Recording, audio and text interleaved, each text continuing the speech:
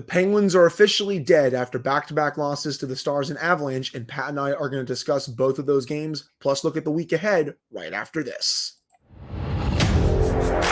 You're Locked On Penguins, your daily podcast on the Pittsburgh Penguins, part of the Locked On Podcast Network. Your team every day.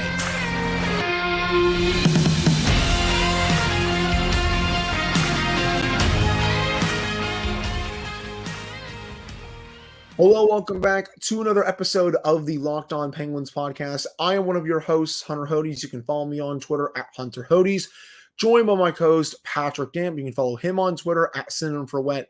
And you can follow the show's Twitter at LO_Penguins. Of course, thank you all so much for making this your first listen/watch of the day.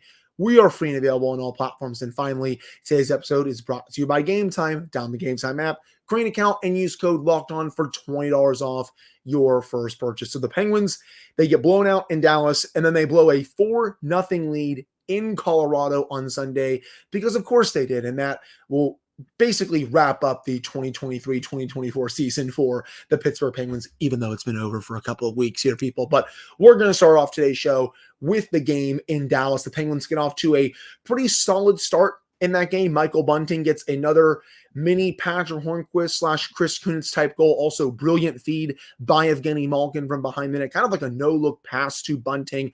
Bunting in his spot, about literally right in the goal mouth, and is able to tuck that one past Jake Oettinger. And after the Penguins are able to get some chances, Oettinger stands tall because he can play at that level. I do think when he is on his game, he is one of the 10 best goalies in the sport, even though he struggled a little bit this year.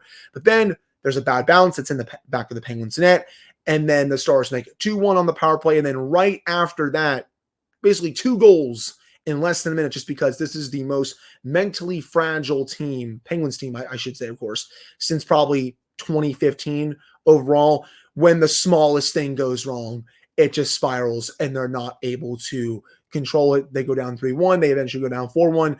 And by that point, the game is over. But not enough chances offensively overall. I mean, this team barely even had 10 shots by the halfway point of regulation.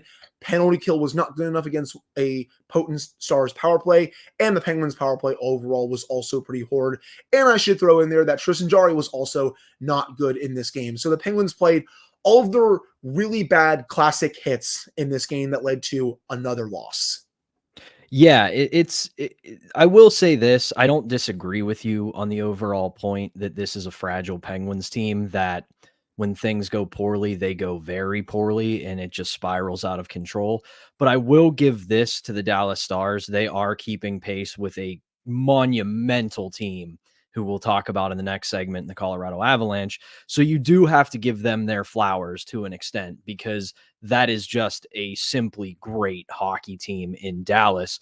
And they have the ability to turn games on their heads at any moment. But you look at the way the Penguins played against Dallas, and they were very solid in the first period. They played a very solid hockey game against a very solid team.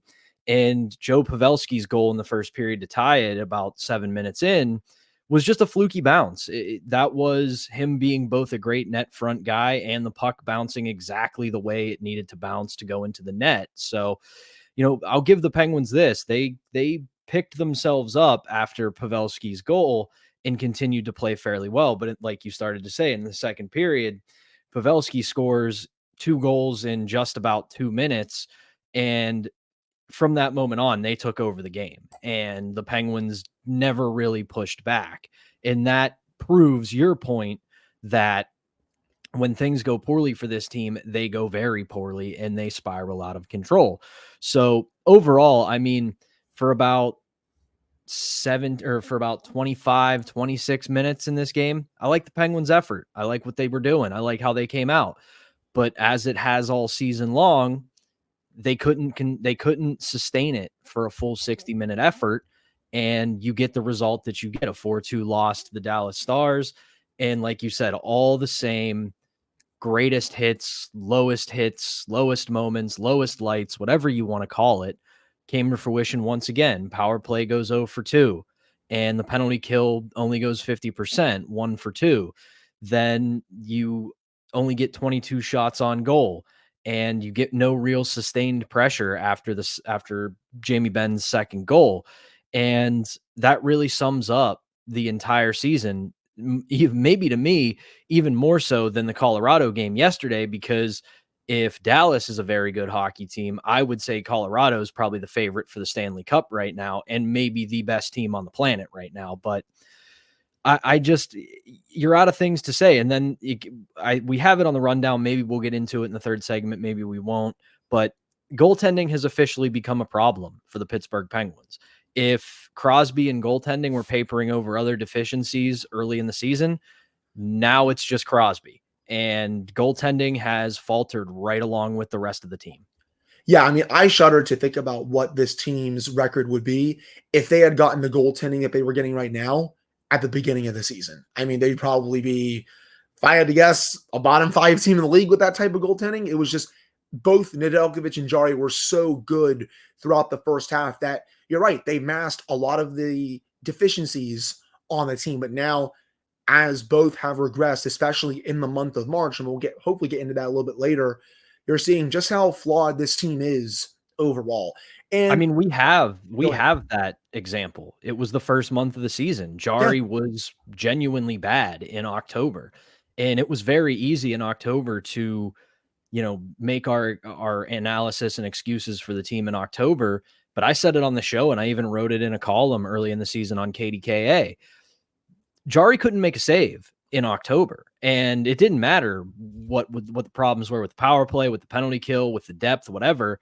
Anytime that team got themselves into a situation, into a close game, Jarry was not making saves when they needed him to make saves, and it really hurt this team right out of the gate. Luckily, he came back to life up until about this last month, and it kept this team afloat, but now it's genuinely a problem.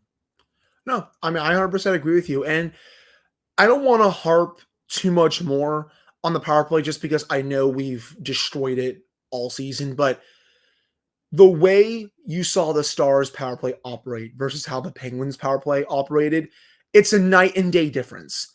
Both power play opportunities for the Penguins, I should honestly mention just one of them.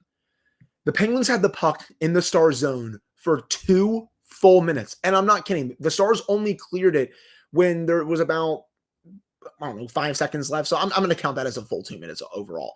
And the Penguins are just playing patty cake with the puck. You take it. No, you take it. No, you take it. And it's all perimeter. Nobody is moving. Nobody is firing a shot on goal. But then you look at the Stars power play, which is a similar setup, but it's not stagnant. Everyone is moving around. They're getting quality scoring chances. They have a net front presence. They have a shoot first mentality. Just the difference between the two units was so apparent. And I'm like, again, we have 12 games left in the season at this point, and you have the puck in the zone for almost basically 2 full minutes. And that's the result that you're getting. No shots, all perimeter play, way too stagnant, playing patty cake with the puck. It's ridiculous still with all that talent. I know we've been saying this all year long, but it still baffles me every time I see it that they're just not doing anything about this unit. It's the urgency. And, I'm not giving Mike Sullivan or Todd Reardon a pass on this. They absolutely have to wear it. But urgency comes from within. You cannot coach heart. You cannot coach effort. You cannot coach anything like that. You either have that or you don't. And when you watch the Stars power play on Friday, like you said, it's a very similar setup to what the Penguins run. And what they did was they had guys moving at all times, so they were able to exploit mismatches. You can blame the Penguins PK, sure, it's fair, but the system that the system that Dallas runs compared to the way they play it, they pull defenders out of position because they're always moving, because you force the penalty kill and the penalty killers to make a decision. Do I stick with this guy or do I let him go? And most times teams make the correct decision to stick with a man because he will go to a threatening area of the ice, but then that pulls them out of position and gives you mismatches. You combine that with a willingness to put someone in front and shoot the puck, you get the Stars power play. Then you look to the other side of the ice and you see the Penguins power play where guys pretty much have decided, okay, this is the spot I'm in on the power play. I will go here and nowhere else. And what teams like Dallas and other teams that we've seen the Penguins play this year, what they do is they just say, we're going to play either our box and we're going to stick in our quadrants, or we're going to play a diamond and we're not going to move. And the Penguins are never going to get quality opportunities because they're not moving. And again, I'm not giving Sullivan and Reardon a pass, but you either have that mentality as a player or you don't. You can't coach that. You can't teach a guy to care. You can't teach a guy to try. And I'll give Sidney Crosby this. He's the one guy on that unit that's trying. You see him all over the ice on the power play, but everybody else gets to their position and doesn't move. And when you have 4-5 guys standing stagnant and static, that's an easy job for the PK because they don't have to move. They just have to close off the middle of the ice and keep you from getting there. And if you're not going to move, you're not going to get there. Right. They don't have to do anything. They can just stand there while the Penguins just pass it along the perimeter, and they don't have to do anything. They honestly could be like, okay, we'll let you fire a puck at the net. We know you're not going to score because we'll just stand here and block it. That is, it doesn't even matter if it's the Dallas penalty kill. This could be the Sharks penalty kill, the Ducks penalty kill, the Blackhawks, any other very bad team in the league. No one respects this unit. That's been very evident Nor should throughout they. this season. Yeah, you're right. I mean, this is one of the worst power plays in the league. And these players, when it's a 5-on-4 situation, they don't have to do anything when defending the Penguins power play, just because the Penguins power play has never put the fear of God into anyone all year long. They can do a diamond. They can do a box setup. They can do, honestly, whatever setup the coach tells them to do, because they know that the Penguins power play is not going to score. But I think we've said enough about this game against Dallas. Coming up in the second segment, yes, even though it is unfortunate, we do have to discuss how the Penguins blew a 4-0 lead to the Colorado Avalanche on Sunday after looking like this was going to be one of their more impressive wins of the season. But before we get to that, we got to tell you all about Game Time. You should not have to worry when you're buying tickets to your next big event. Game Time is the fastest and easiest way to buy tickets for all the sports, music, comedy, and theater events near you. With killer last-minute deals, all-in prices, views from your seat, and their best price guarantee, Game Time takes the guesswork out of buying tickets. It's the only ticketing app that gives you complete peace of mind with your purchase. See the view from your seat before you buy, so you know exactly what to expect when you arrive. All-in prices show your total up front, so you know you're getting a great deal before you check out. You can also buy tickets in seconds with just 2 taps. Take the guesswork out of buying tickets with Game Time. Download the Game Time app, create an account, and use code LOCKEDON for $20 off your first purchase. Terms apply. Again, create an account and redeem code LOCKEDON for $20 off. Download Game Time today. Last-minute tickets, lowest price guaranteed. All right, we're back here in this episode of the Locked On Penguins podcast. I am one of your hosts, Hunter Hodes, joined by my co-host, Patrick Damp. So the Penguins get off to a dream start in Denver on Sunday. I think that was the best first period this Penguins team has played since December, and I don't think that's a hot take at all. They were all over the Avalanche in those 20 minutes. They were making the Avalanche look like a Pee Wee team, to be honest, and that's no small feat considering how good the Avalanche have been this season. I think right now they are the favorite to win the Stanley Cup, in my opinion. But, you know, you get goals from Jesse Puljujarvi. Beautiful backhand, by the way, from Sidney Crosby to get that thing started. Puljujarvi gets his second goal of the season, and that's why you play Puljujarvi. I understand that he's still working his way back from injury a little bit. Maybe he's made a couple of mistakes when he's been on the ice in his own zone, but I'll keep saying it. He's one of your best options in the bottom six. You owe it to yourself and the rest of the coaching staff, for Mike Sullivan, that is, to keep playing it and to see what you have in this player, because I do think, again, he is one of their better options. He gets a dirty goal right around the front of the net. Really nice job from him. And then Brian Rust makes it 2-0 in the first period. What a power move that was. And you can say what you want about a lot of players on this team this year. A lot of people have been really disappointing to flat out bad. Do not include Brian Rust with those players. Brian Rust, excuse my language, has played his ass off every single night. And he is one of the players that I know fully cares about this team. And his celebration after that goal yesterday spoke volumes to me. He was fired up. He's been great all year for the Penguins. Obviously, the biggest thing for him is his health, but he was tremendous yet again. And then Sidney Crosby, man. Pat, what type of performance was this from Sidney Crosby? I texted it to you yesterday. I don't know if we can call that a vintage Sidney Crosby performance. That was like a 2011 or 2010 Sidney Crosby performance. Fair. When he was just head and shoulders the best player on the ice, and there was no comparison. I mean, Nathan MacKinnon came on late and looked like Nathan MacKinnon again by the end of the game, but that was Crosby pre-concussion yesterday. That was Sidney Crosby, who basically came out and said, yes, I'm the best player in the world, and there is no question about it, because it wasn't just the points. You watch the way he played yesterday. He was not just great offensively. He was the best player in the defensive zone. He was stealing pucks. He was interrupting plays. He was breaking down the Colorado Avalanche's offense in the defensive zone. And it was a marvelous performance. And everybody's going to focus on the 4 points, but the 4 points are the cherry on top of the sundae. Everything else was great with him yesterday. Effort, physicality, positional play, defense, physicality. It was marvelous to watch.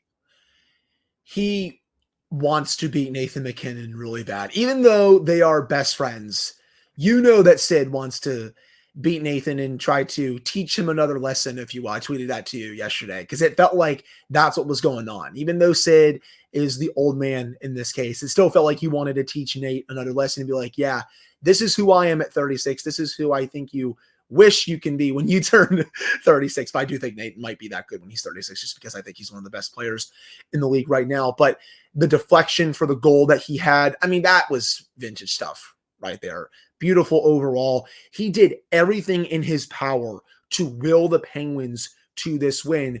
But as we've been saying for most of the year on this show, the team's inability to again play a full 60 minutes cost them. The Penguins were great through the first 20 minutes. They got the goaltending. They got the depth scoring. Defensively, they were locking things down. That was a carbon copy of what they did to Colorado at home a few months ago when the Penguins shut down the Avs for a full 60.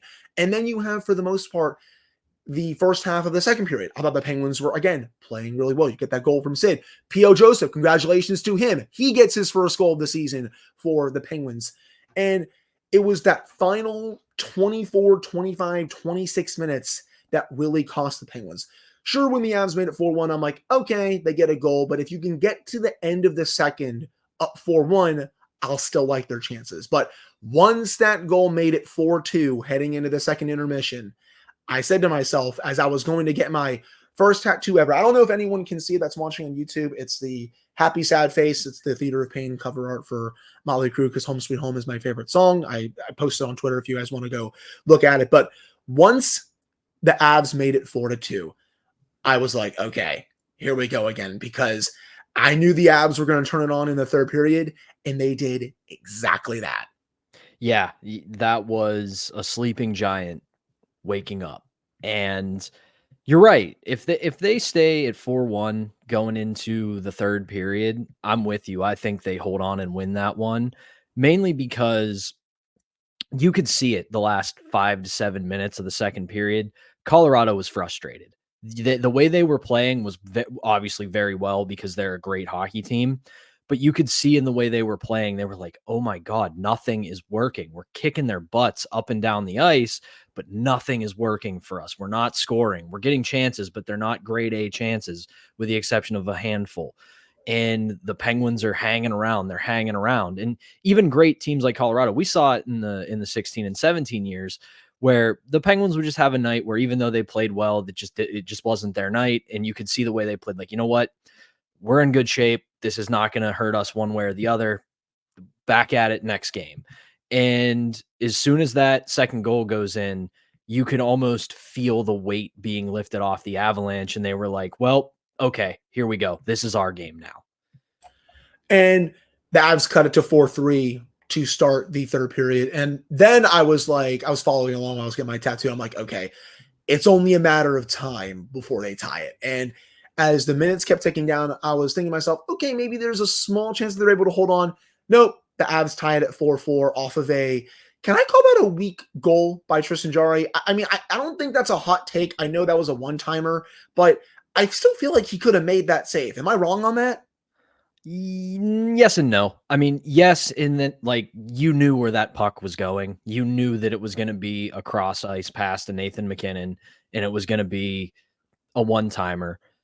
But at the same time, everybody wearing a Penguin sweater on that wears it because, again, you know where that puck is going. Shut that lane down and make them score another way. And they let a pass through. And I'll give them their flowers. It was a great pass. It was a great shot. If we're going to be intellectually honest on this show, you can't sit here and go, you can't do the no Penguins team has ever lost. They've only ever beaten themselves. But it was a great goal. But that, again, is a moment where whether it's Jarry, whether it's Nedeljkovic, you know what's going to happen on that play. You have to get over and make the save. And again, Nathan MacKinnon, maybe one of the top 3 players in the world right now, and he's just feeling it. So I think, yes, it's fair to say maybe you would like a save, but we also do have to admit this is a great hockey team with one of the best players on the planet, and sometimes that's just what they do. And I don't want people to think I'm letting the Penguins off the hook. This was an absolute embarrassment, an unacceptable performance, but I still have to make sure people understand how good Colorado is. No, yeah, don't get me wrong. Like, I know how amazing Nathan MacKinnon is. You're right, top 3 player in the world, and he has one of the best releases in the world as well. I still feel like Jarry could have gotten over there a little bit quicker to make that can be true.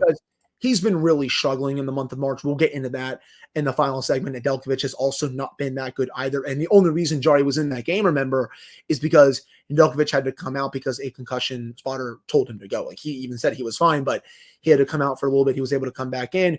Who knows what the result is if he doesn't have to come out? I mean, maybe they still collapse. Who knows? But again, it's still a save that I would like my starting netminder to make. And then you go to overtime, you at least secure a point, but you don't see the puck because you lose the faceoff. And that has been, I feel like, a problem for the last couple of years for the Penguins. They just haven't been able to win that opening draw to start overtime, and then they never see the puck again. You put Crosby out there overall, and that's great. You want to put him out there with Letang, Rust, whatever combination you want. That's cool with me. But you got to win the draw to get possession so you can go into the offensive zone.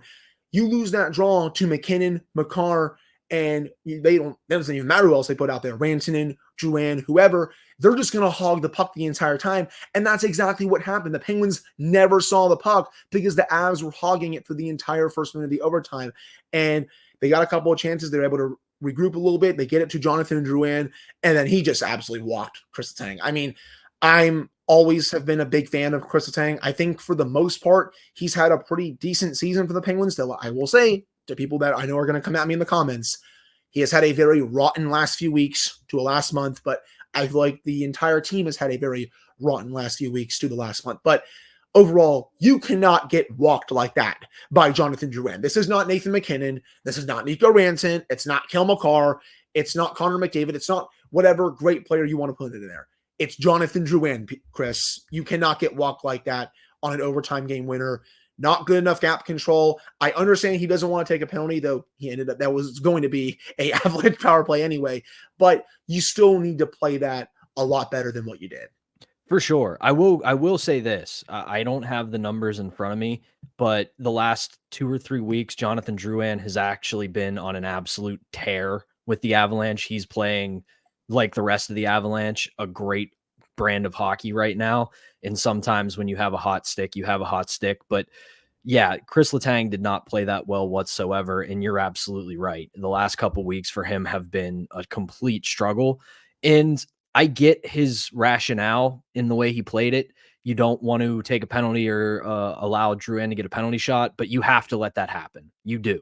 You can't just give him that ice uncontested, especially with the way the NHL is and has been as of late.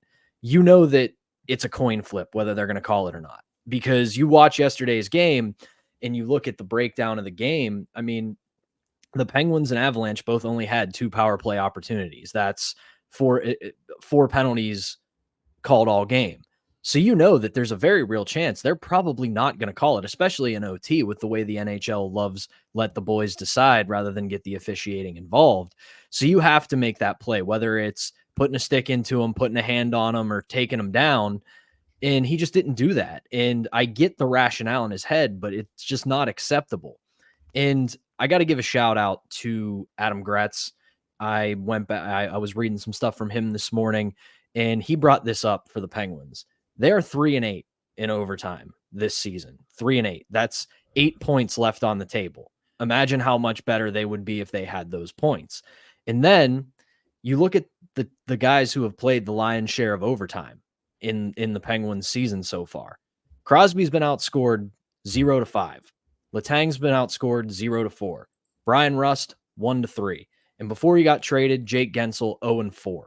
So I know that everybody, wants to have their hemming and hawing about overtime and everything, but you still can blame the guys who are playing, especially the big guys, because you pay them to score. You pay them to come up in these big moments, and they just have not.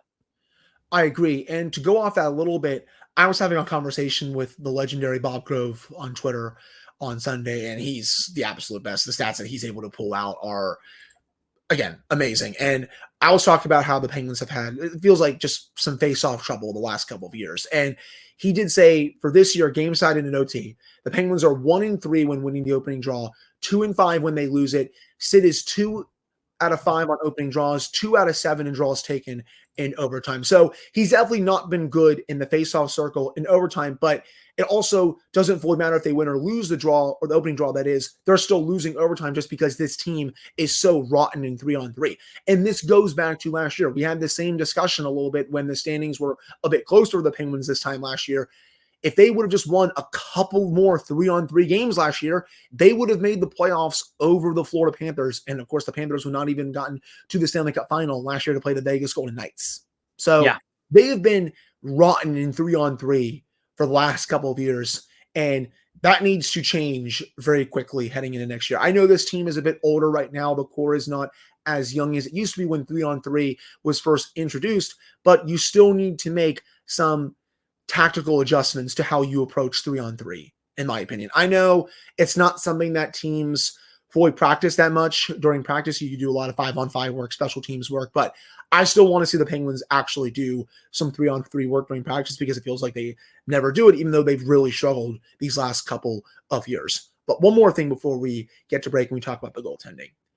Mike Sullivan spoke after the game. And again, I'm not someone who usually looks at a lot of post-game quotes. Most of the time, I feel like they're a waste of time, but I do want to bring this one up. Mike Sullivan, when asked about the game, I thought we competed hard. That's one of the most explosive offenses in the league that we played against. We knew they were going to push back. We competed hard all night. Mike Sullivan, my man, what the heck of kind of response is that? Show some bark. Show some fight, for God's sake. You might lose your job at the end of this season with the way that this is going. They're going to miss the playoffs for a second straight year. And that's the response that you have after blowing a 4-0 lead? It's the second time in the last 2 seasons that they've blown a 4-0 lead. I was at that game against Detroit at PPG Paints Arena when they got gritted on in overtime by the Red Wings. That's the response you have? Come on, man. That's Bush League. Listen, if he would have, I said this to you before we hit record. If he would have said that after the Dallas game, I can hear it. I really can. That's a great Dallas team. And sometimes you just play a team that's better than you, and that's how it goes. And if this would have been a 5-4 overtime loss that went back and forth, and eventually Colorado gets the win in overtime, again, I'm with you, dude. Like, sometimes you play great teams that are better than you, and they just beat you because they're better than you. But blowing a 4-0 lead is not compete level. It's the opposite of it. Now, again, I've been saying it all segment. You have to give the Colorado Avalanche their flowers. They are a genuinely great hockey team. But when you have a team, no matter how great they are, down on the mat at 4-0, you do not let them get up. You don't. And the Penguins did. That's not compete level. And this says to me one of two things.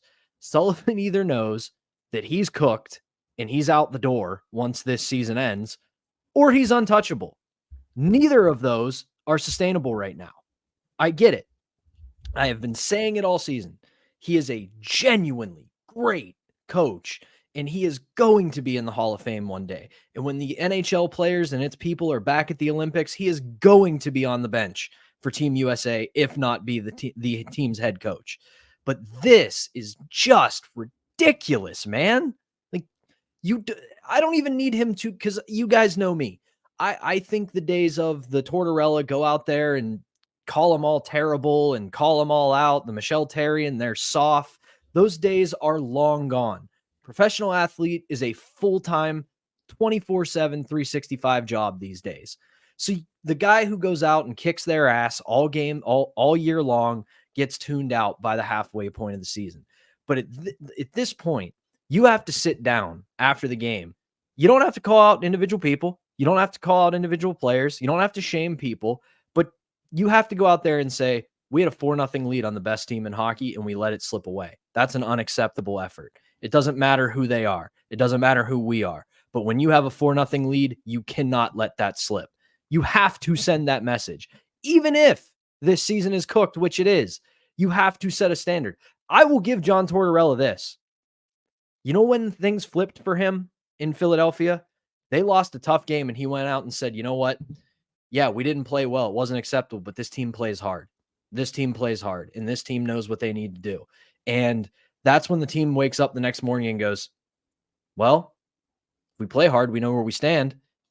When you go out and say this after blowing a 4-0 lead, we competed, we played hard. You think those guys are going to go out and play hard the next game? No, because they know what the answer is going to be.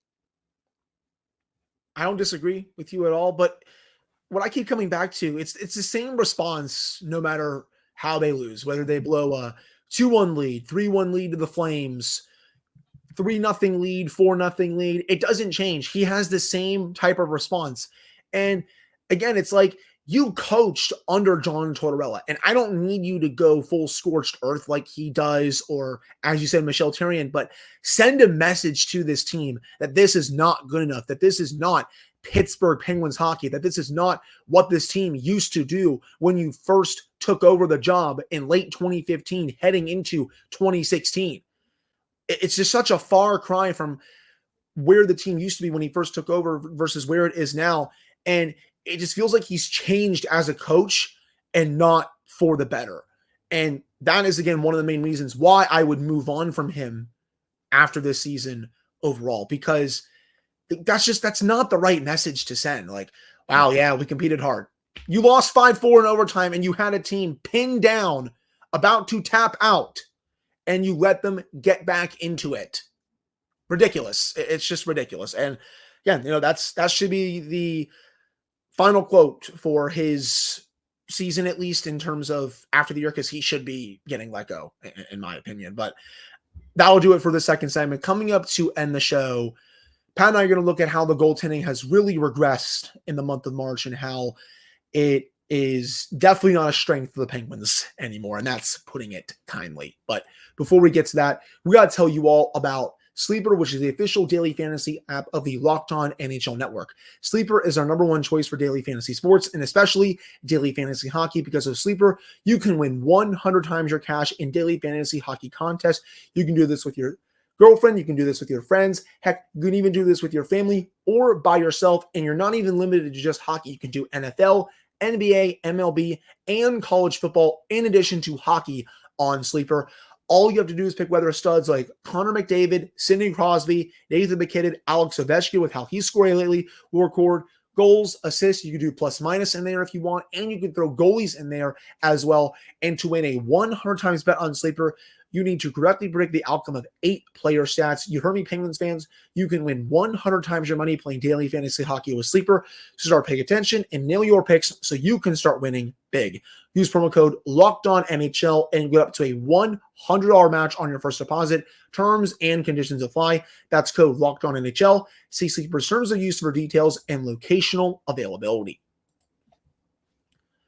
All right, we're back here on this episode of the Locked On Penguins podcast. I am one of your hosts, Hunter Hodes, joined by my co-host, Patrick Dam. So the Penguins goaltending as of late, Pat, It's not good, to say the least. And you look at some of the numbers for both Jarry and Nedeljkovic in the month of March. Jarry in the month of March so far, 870 heading into this game against Carolina on Tuesday, March 26th. And you look at his last recent few appearances, 800 against the Avalanche. I know he only played for 10 minutes. 800 against the Stars, 868 against the Devils, 739 against the Rangers. 4 starts in a row of sub 900 goaltending. You even go beyond that. He had a few decent starts in the month of March, but 818 against the Capitals, 800 against the Flames, where he was really bad to end the third period. And he has just folded when the games have gotten a lot bigger. And we could say the same for Alex Nedeljkovic as well. He's 843 in the month of March overall. He was 838 against the Oilers, though the Penguins were really rotten in that game overall. 714 against the Capitals. He came in, he played 30 minutes in that game. 783 against the Bruins, 893 against the Red Wings, and then 840 against the Avalanche. There's a couple of okay starts in there as well. But when the calendar turned to March, both goalies just hit a wall and they have flat out stunk.